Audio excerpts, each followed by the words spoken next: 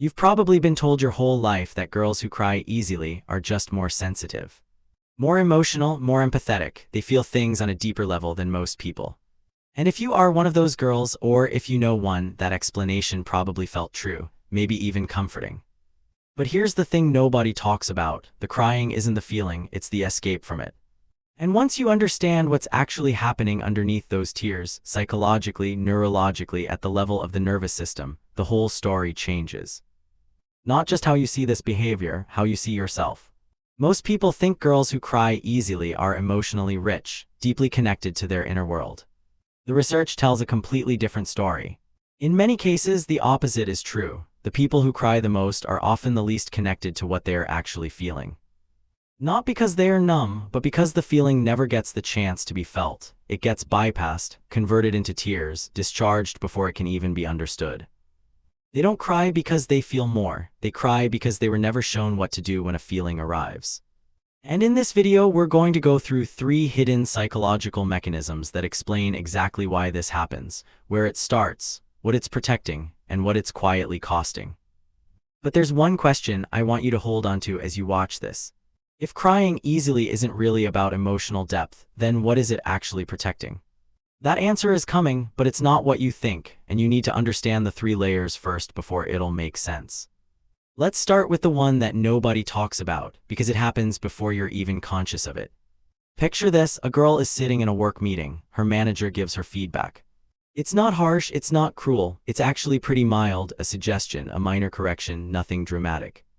And yet, her throat tightens, her eyes fill up, she's blinking fast, staring down at the table, trying to hold it together, embarrassed, confused. The feedback wasn't even negative, and her body is already falling apart. Afterward, she tells herself, "I just care so much, I just wanted to do well." That explanation feels right, it feels true. But watch what actually happened in that room. Before her brain had time to process the meaning of the words, before she could evaluate whether the feedback was fair or important, or even worth responding to, her body was already in a stress response. Her nervous system flagged the word evaluation as a threat, not a challenge, not a moment of growth, a threat. And the body's fastest release mechanism fired before thought could catch up, before she had a single conscious emotion to name. This is called bottom-up emotional activation. And it's one of the most misunderstood things about people who cry easily. What it means is this: the emotional signal bypasses the prefrontal cortex, the part of the brain that reasons, contextualizes, slows things down, and goes straight to physical discharge. The tears arrive before there's even a feeling to explain them. And then in the seconds after, the mind rushes to catch up. It invents an explanation. I was overwhelmed, I was hurt, I cared too much. Those explanations feel real, they feel like insight, but they're constructed after the fact. The nervous system moved first, the story came second. Here's why this matters: if you believe you cried because you cared deeply, you'll keep believing you're someone who feels deeply. You'll build an identity around it, and that identity will feel like self-knowledge. But if the tears arrived before the feeling was even processed, then what you're actually living with isn't depth. It's a dysregulated nervous system running an old script. One that was written long before you had any say in it. And that's the uncomfortable part, because the identity of being sensitive, of being the one who feels everything, that identity feels like a truth about who you are. But what if it was always a symptom, dressed up as a personality trait? Here's where it gets harder to look at, because the sensitivity didn't just stay in the nervous system, it moved somewhere else, somewhere that's much harder to walk back from. It became who she was. Think about a girl who grew up being the emotional one, in the family, in the friend group, in every room she entered. She was the one who cried at movies, cried when people argued, cried when she felt left out or misunderstood. And something subtle started to happen. Being emotional became how she was known. It became the thing that made her memorable, the thing that signaled to others, handle her with care, she's different, she's sensitive. And without ever sitting down and deciding this, she began to inhabit that identity completely. She started to see it as a gift, a sign of depth, maybe even a kind of spiritual sensitivity that other people just didn't have. In psychology, there's a concept called secondary gain. It means a behavior that looks like a problem is also quietly providing something valuable. And the tears, the sensitivity, had been providing something for a long time. They communicated need without words. They de-escalated conflict before it could fully form. They moved people into caretaking positions. They made her easier to protect and harder to confront. None of this was calculated, it wasn't a strategy, it was an adaptation. A child who learns that showing vulnerability produces warmth will keep showing vulnerability. Even when she grows up, even when the original environment is gone. Even when she's in a meeting or a relationship or a moment where the vulnerability isn't serving her at all. The nervous system learned this works, this keeps people close, and so it keeps doing it. But here's the piece that changes everything about how you understand this. Any identity that is built on a coping mechanism rather than a conscious choice will eventually become a cage. A softly lined cage, a beautifully justified cage, one she can point to and say, this is just who I am. But a cage. And the reason it's so hard to see is because the world keeps confirming it. Friends call her the empathetic one. She gets praised for being emotionally available. She reads articles about highly sensitive people and feels recognized, finally seen. The identity gets reinforced from every direction, so the question of whether the sensitivity is actually serving her, whether it's keeping her from something rather than giving her something, never gets asked. Until now. Because underneath the nervous system response and underneath the identity, there's a third layer, one that explains where all of this started, one that goes further back than any of it. And this is the one that most people are never willing to look at directly. Think about a girl who cries when someone she loves seems distant, not cold, not cruel, just slightly unavailable. A short reply, a distracted conversation, a moment of not being chosen first. And the tears come disproportionate, confusing. She doesn't understand why something so small is hitting so hard. She calls herself too much, needy, dramatic. She's diagnosing the symptom and completely missing the wound. Attachment theory, one of the most replicated frameworks in developmental psychology, tells us something most people never learn in school. The emotional regulation system is not built alone, it is built in relationship. Specifically in the earliest relationships, the ones that happened before you had language for any of it, before you could form a memory you can consciously access. When those early relationships were consistent, when the caregiver showed up reliably, when distress was met with comfort, when the emotional environment was predictable, the nervous system learned something essential. Feelings are survivable, they arrive, they pass, I don't need to escape them. But when those early relationships were inconsistent, not necessarily cruel, not necessarily traumatic in any obvious way, just unpredictable, the nervous system learned something completely different. When connection feels unstable, escalate, signal more loudly, make the distress visible, make it impossible to ignore.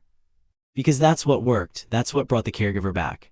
And crying, especially in relational contexts, especially when someone pulls away even slightly, is often exactly that signal, still firing, still doing its original job, decades later. In contexts that have nothing to do with the original environment, it's not manipulation, it's the oldest alarm system she has, still running, because it never received the message that the danger passed. Here's what this looks like in real life. She's in a relationship. Her partner is having a bad day, tired, withdrawn, just quieter than usual. And something in her shifts, not logically, not after thinking it through, just something tightens, a creeping anxiety she can't name, an urge to reach out, to fix the distance, to do something. And when that need isn't met fast enough, the tears come. Her partner looks confused. Nothing happened, there was no fight, no cruelty. And she can't explain it either, she just says, I don't know why I'm like this. But now you do. Her nervous system reads slight withdrawal as connection under threat. And before her conscious mind could intervene, before she could say, wait, he's just tired, this isn't about me, the old alarm fired. The old signal went out. Come back, I need you, look at me. The crying isn't about the moment, it's about every moment before it that looked like this. Every time distance meant something was wrong, every time emotional unavailability felt like abandonment. The nervous system is not living in the present, it is living in the pattern. And that pattern was drawn long before she had any ability to question it. So now we have all three layers, a nervous system that discharges before processing. An identity built around sensitivity that quietly functions as a social survival tool. And an attachment pattern that reads any emotional distance as a 5-alarm threat. 3 layers, all reinforcing each other, all pointing outward, this is just who I am, I feel deeply, I'm sensitive, while pointing away from the actual question. The question we started with, what is the crying actually protecting? Here it is, the crying is protecting her from having to sit with a feeling completely. That's it, that's the whole thing. Underneath the tears, underneath every layer we've looked at, is a nervous system that learned, very early, that emotions in their full weight are not safe to experience alone. That a feeling left uninterrupted will grow, overwhelm, consume. So the body found an exit, fast, reliable, socially legible. The tears arrive, the feeling gets discharged, the intensity drops, someone comes close. And the emotion, the actual emotion, the one that was trying to surface, the one that had something to say, goes back underground, unfinished, unnamed. Here is the cruelest irony: the girl who cries at everything, the one everyone calls deeply emotional, the one who feels everything. She is the one whose feelings almost never get completed, because the release valve fires before the feeling can be fully inhabited. Real emotional processing is slow, it's uncomfortable, it requires staying with something that hasn't resolved yet. Not crying it out, but sitting in it, letting it exist without a discharge, without a release, without someone else arriving to make it stop. And for a nervous system that was never shown that feelings are survivable, that an emotion can arrive, be felt completely, and pass on its own, that is the most terrifying thing imaginable. Not the feeling itself, the idea of feeling it alone, without escape, without it ending quickly, that's what the crying protects against. Not pain, the discovery that she is strong enough to feel the pain without falling apart. So here's where we land: she is not more emotional than everyone else. She is someone whose emotional regulation system was built around discharge rather than processing. Someone whose nervous system learned to exit feelings before they could be completed. Someone who built an identity around that exit because the world kept rewarding it. Someone whose oldest alarm system is still firing in rooms where there is no danger. That doesn't make her broken, it makes her someone whose nervous system did exactly what it was built to do: adapt, survive, keep the connection alive at any cost. But survival strategies are not the same as living. And the sensitivity, the real emotional capacity that has always been there, has never actually been used. Not fully, because there was always an exit before it had to be. The depth everyone sees in her tears, it's real, but it's been sitting at the surface, never allowed to go further. What would it look like to stay with a feeling past the point where the tears come? Not to stop crying, not to suppress anything, but to ask after the discharge in the quiet, what was that actually, what was trying to be felt? That question is where it starts, not a fix, not a transformation overnight, just a question. Sitting with the discomfort of not having an answer yet, without reaching for the exit. If this video made you see something about yourself you hadn't put into words before, that's the point. Save it, come back to it, and if you know someone who might recognize themselves in this, share it with them. Sometimes the most important thing someone can receive is simply, "I see what's actually happening, and it makes sense." Comment below if you know someone like this or if you are one of them.